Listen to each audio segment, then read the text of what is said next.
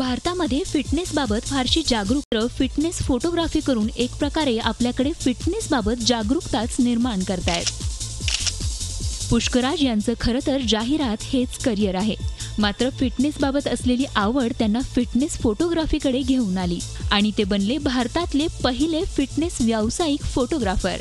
Fashion फोटोग्राफीपेक्षा fitness photography करणं तसं आव्हानात्मक असल्याचं त्यांचं म्हणणं आहे। You can pose but you cannot fully flex your bicep, fully flex your muscle, do the standard body building poses. ते करायला अलाउड नसतं। तेव्हा आता लोकांना कळायला लागलं, अच्छा आपण असं पण पोज करू शकतो।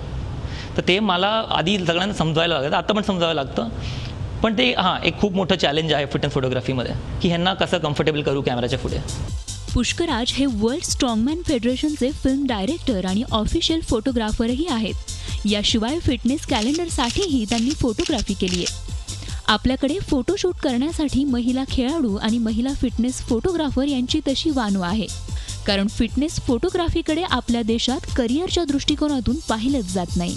इंडियामध्ये खूप कमी आहेत महिला जे जेन्युइनली फिटनेस मॉडेलिंगमध्ये आहेत किंवा ज्यांना फिटनेस मॉडेल पण बनायचं आहे, कारण फिटनेस हेच इंडियामध्ये तेवढं आता डेव्हलप नाही आहे। क्रिकेटर आणि बॉडी बिल्डर सोडले तर इतर खेळ आणि खेळाडूंवर व्यावसायिक फोटोग्राफी केली जात नाही। मात्र पुष्कराज आता देशातील अव्वल जिम्नॅस्टचे फोटो शूट करणार आहे।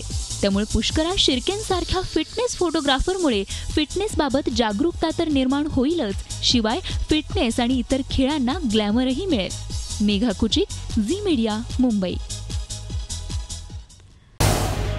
झी 24 तास रहा एक पाऊल पुढे।